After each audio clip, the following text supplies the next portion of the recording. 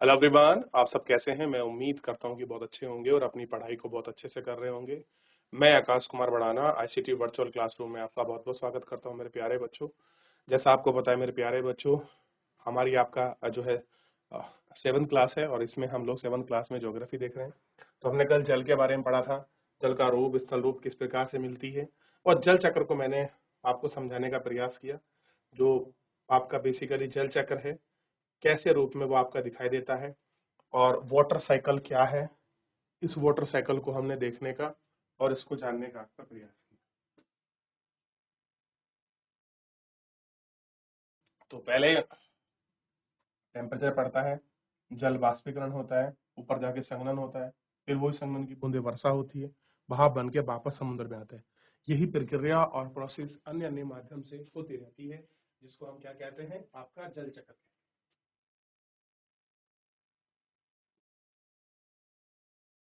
देख लिया। फिर मैंने आपको ये बताया था कि कहाँ मतलब किस फॉर्म में कितना कितना जल किस परसेंटेज के रूप में लिखता है, और मैंने कहा था कि ये आपको देखना है कि किस परसेंटेज के रूप में हमको जल मिलता है। हम इस पर बात करें, ठीक। देख लिया।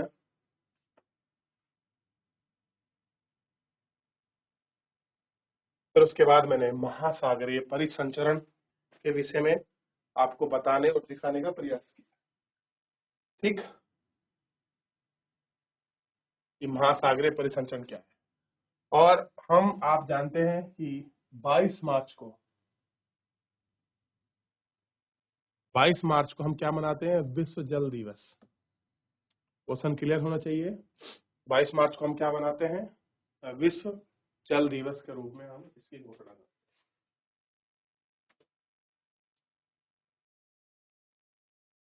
देख लिया। आगे बढ़ जाए, चलिए। तो हम लोग आपके तरंगों के विषय में देख चुके थे, थोड़ा सा आगे बढ़ते हैं और इसमें हम और तरंगों के बारे में पढ़ते हैं। तूफान तेज वायु से चलने वाली विशाल तरंगें उत्पन्न होती हैं, इनके कारण अत्यधिक विनाश हो जाता है। भूकंप, ज्वालामुखी उद्गार, जल के नीचे का भूस्खलन के कारण महासागरीय जल अत्यधिक विस्थापित हो जाता है। परिमाण स्वरूप 15 मीटर तक की ऊंचाई वाले विशाल लवणीय जल उठ सकती है, और इसे ही आपका सुनामी कहते हैं। अब तक सबसे विशाल सुनामी 150 मीटर मापा गया है, और ये तरंग 700 किलोमीटर प्रति घंटा से भी अधिक की गति से चलती है। 2004 के सुनामी से भारत के आपके तटीय क्षेत्रों में अत्यधिक विनाश हुआ। सुनामी के बाद अंडमान निकोबार द्वीप समूह में इंदिरा पॉइंट आपका डूब गया था। कैसा हो गया था? इस सुनामी में आपका जो इंदिरा पॉइंट था वो आपका डूब गया था।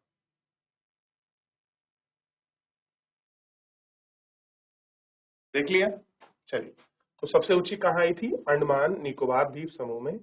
और ये इसमें बोलते हैं कि जो आपका सबसे बड़ा जो साउदर्न पॉइंट था, जिसको हम कहते हैं इंदिरा पॉइंट। तो क्वेश्चन बनता है, भारत का जो दक्षिणतम जो बिंदु है, बिंदु, वो कौन सा है आपका? इंदिरा, इंदिरा पॉइंट। ध्यान रहेगा, क्या है? इंदिरा पॉइंट।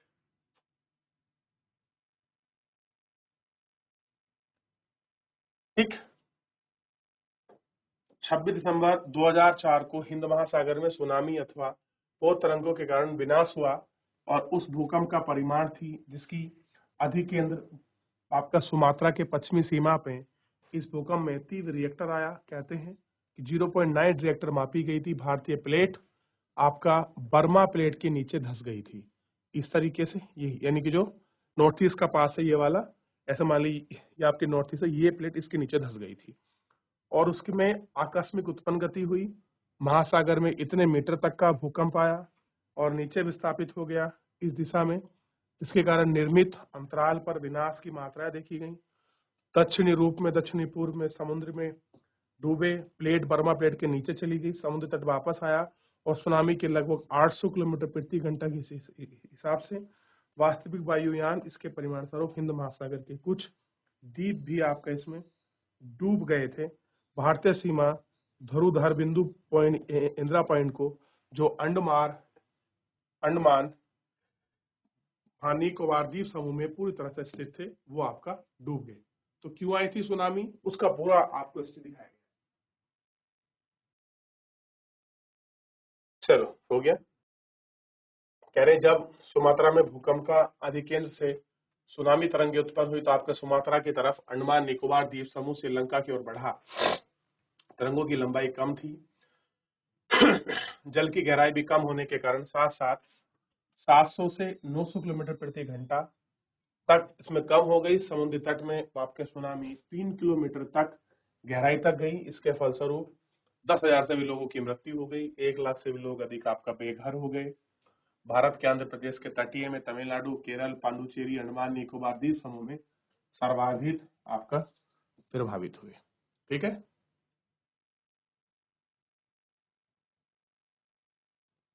एक पहले भूकंप का अनुमान लगाना संभव नहीं था, फिर भी बड़ी सुनामी के संकेत 3 घंटे पहले मिल जाते हैं।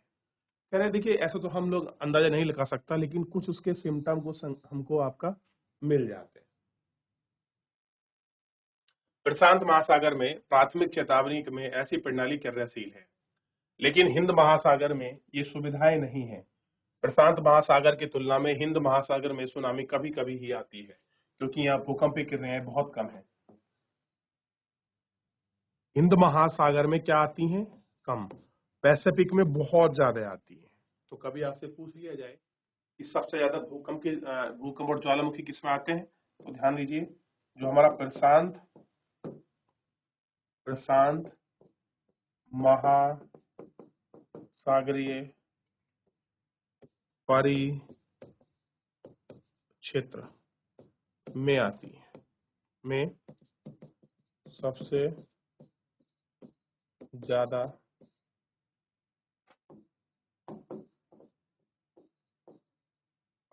ठीक है। चलिए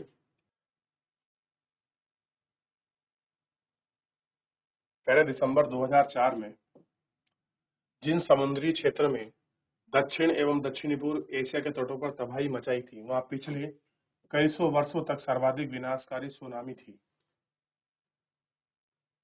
निरीक्षण, आरंभिक चेतावनी की प्रणाली, हिंद महासागर के तटीय निवासियों जागरूकता की कमी के कारण जीवन व संपत्ति अत्यधिक क्षति हुई। तो मेन क्या थी कि जो लोग आपके कोस्टल एरिया में रह रहे हैं उनमें जागरूकता की बात की कमी पाई गई, और कमी के कारण जीवन और जीवन की संपत्ति उसमें आपके प्रभाव जो है आपको बहुत सारे देखने के लिए जो है मिले। सुनामी आने के प्रथम संकेत ये होते हैं कि तटीय क्षेत्रों का जल तेजी से कमी आती है, फिर विनाशकारी तरंगे उठने लगती है। जब तट पर ऐसा होता है तो लोग पहुंचने पर ना पहुंचकर अचंभे से देखने के लिए एकत्र हो जाते हैं। फलस्वरूप जब सुनामी की तरंगे आती है तो बड़ी संख्या में उत्सुक लोग, दर्शक लोगों की मृत्यु हो जाती है।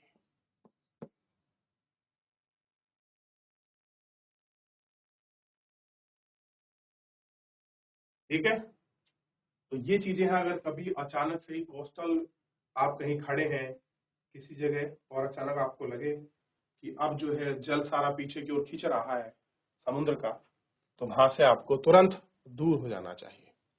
ठीक है, ये आपको ध्यान रखना। चलिए आगे बढ़ जाए। देखिए ज्वार और भाटा, टाइड्स किसको कहते हैं? दिन में 2 बार नियम से महासागरीय जल ऊपर उठता है और महासागरीय जल नीचे गिरता है। तो कितना? 2 बार क्रम से। जब सर्वाधिक ऊंचाई पर उठकर जल और तट के हिस्से में डुबा देता है तो उसे ज्वार कहते हैं। जल अपने निम्न स्तर तक आ जाता है, तट के नीचे चला जाता है, उसे भाटा कहते हैं। क्या कहते हैं? उसे ज्वार और भाटा कहा जाता है, उसे भाटा कहा। अब देखिए 2 कंडीशन होती है, एक है आपका लघु ज्वार, और लघु ज्वार कंडीशन होती है जब सूर्य और चंद्रमा और पृथ्वी, ये कैसे हो, समकोण पर हो। एक क्या बना रहे हैं, एक आपका राइट एंगल ट्रायंगल, यहाँ सन है, यहाँ अर्थ है और ये मून है। तो जब ऐसी कंडीशन बनाए तो ये कंडीशन क्या है, मून, अर्थ और सन। एक है बृहद ज्वार, बृहद ज्वार में क्या होगा, सन, मून और अर्थ, यानी कि अर्थ, मून और सन। SME सम और SEM है। तो ये क्या होगा, ऐसी कंडीशन में जब आपका समकोण बनेगा, समकोण पर गुरुत्वाकर्षण बल लगेगा, गुरुत्वाकर्षण बल होगा, तो क्या होगा, यहाँ पर आपका लघु ज्वार। और जब ये एक समानांतर बल लगेगा तो उसे क्या कहते हैं, तो उसे आपका बृहद ज्वार व भाटा कहा जाता है। याद रहेगा क्या कहा जाता है, बृहद ज्वार भाटा। ठीक है, देखिए दो स्थिति है, दोनों स्थिति को आपको ध्यान रखना। अगर आपको ये स्थिति समझ आ गई, किसी की आपको जरूरत नहीं है, आसानी से आपको क्लियर।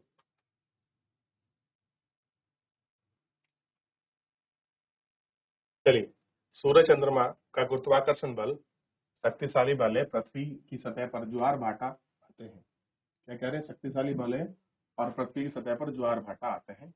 पृथ्वी का जल चंद्रमा के निकट होता है, चंद्रमा का गुरुत्वाकर्षण बल अभिकर्षित करता है। तो चंद्रमा का जो गुरुत्वाकर्षण बल है वो पानी को ऊपर खींचता है, जिसके कारण ज्वार, उच्च ज्वार आते हैं।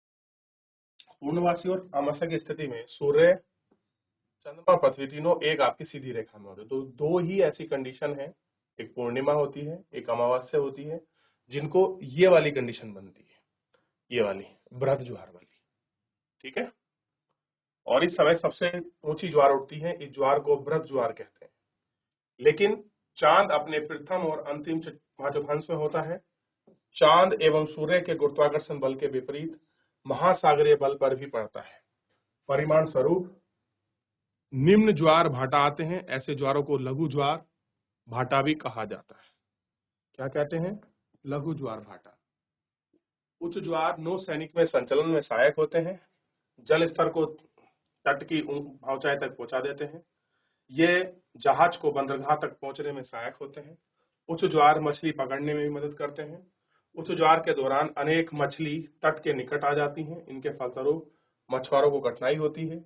और कुछ स्थानों पर ज्वार भाटा होने से जल में उतार चढ़ाव, विद्युत उत्पादन करने में भी ये चीजें आपको देखने के लिए। ये सारी चीजें बहुत आसानी से बड़े रूप में और एक एक कर हम लोगों को साथ होती है। ठीक, और इनको हम लोग आपका देखते हैं। इसके बाद है महासागरीय धाराएं। महासागरीय धाराएं निश्चित दिशा में महासागरीय सतह के नियमित रूप से बहने वाली जल धाराएं। महासागरीय धाराएं ठंडी या गर्म हो सकती हैं। सामान्यतः गर्म महासागरीय धाराएं भूमध्य रेखा के निकट उत्पन्न होती है एवं ध्रुवों की ओर आपका प्रभावित होती हैं। ठंडी धारा ध्रुवों और उच्च अक्षांशों से उष्णकटिबंधीय निम्न अक्षांशों की ओर प्रवाहित होती है। लाब्राडोर की धारा शीत जल धारा, जबकि गल्फ स्ट्रीम जल धारा भी होती है। महासागरीय धाराएं किसी क्षेत्र के तापमान को प्रभावित करती हैं। गर्म धारा स्थलीय स्थल का तापमान गर्म हो जाता है। जिस स्थान पर गर्म व शीत जलधाराएं मिल जाती हैं वह विशेष स्थान सर्वोत्तम मत्स्य का क्षेत्र माना जाता है। अपने आसपास उत्तरी अमेरिका के पूर्वी तट, इसके अलावा कुछ और बहुत सारे ऐसे महत्वपूर्ण एग्जाम्पल जो हैं आपको देखने के लिए मिलेंगे। तो कैसे कैसे आती हैं, कहाँ पर निम्न टाइड होता है, कहाँ पर लो टाइड होता है, इसको आप देख सकते हैं। और कैसे कैसे जो आपका ड्रिफ्ट है वो आपका बहकर आती है, इसको सबसे पहले देखेंगे। तो लो टाइड्स में आप एक बार देख लीजिए। चलिए देख लिया, नीचे देखिए महासागरीय धाराओं को। चलिए देख लिया। फिलहाल आज के लिए इतना ही करेंगे, मिलेंगे नेक्स्ट लेक्चर में। धन्यवाद।